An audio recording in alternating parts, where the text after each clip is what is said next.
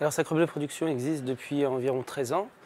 Au début, c'était un peu difficile parce que je n'étais pas du tout connu. Et par contre, j'ai fait au début quelques films qui ont bien marché.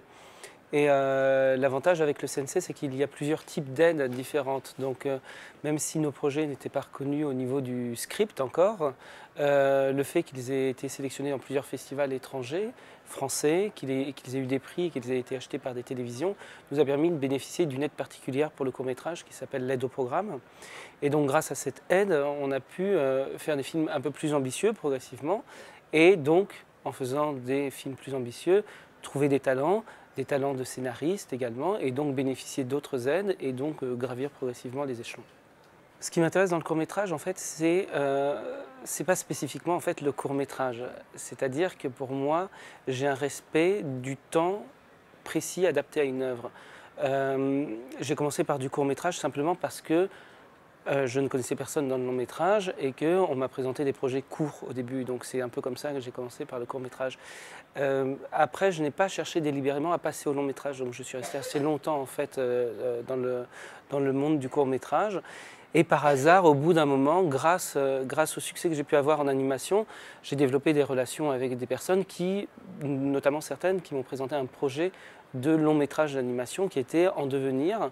Et donc on a beaucoup échangé et un jour, alors qu'ils savaient que je n'avais pas fait de long métrage d'animation, qui est un genre quand même qui coûte assez cher, donc ils m'ont proposé de produire leur premier long métrage d'animation et donc moi j'ai eu la folie de dire oui. Et voilà, et donc je me suis lancé comme ça vers le long métrage. Pour moi, ce que je trouve important, c'est que le CNC s'intéresse évidemment au court-métrage, même si on le voit peu.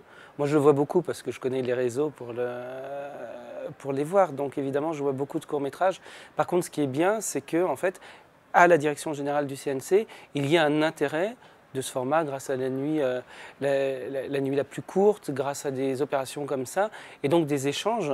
Ce qu'il y avait avant, en fait, quand il y avait un court-métrage en première partie d'un long-métrage, ou quand, par exemple, les gens du long-métrage étaient peut-être un peu plus curieux du court-métrage et donc allaient dans des festivals comme Clermont ou d'autres festivals. Là, c'est vrai que ces derniers temps, on avait l'impression que c'était davantage ghettoisé, et le fait que le CNC s'ouvre justement davantage vers une mixité de genre. Bon, on parle par exemple du court et du long, il y a d'autres ouvertures, mais là, celle-là m'intéresse évidemment beaucoup. Donc ça me permet par exemple de rencontrer évidemment des partenaires vers le long métrage qui peuvent, je dirais, me servir, m'aider en tout cas pour pouvoir trouver des financements qui sont assez importants dans le monde de l'animation. Je souhaite au cinéma français donc de continuer à avoir du succès, notamment à l'international, et de pouvoir avoir du succès quel que soit le genre de film, la durée du film.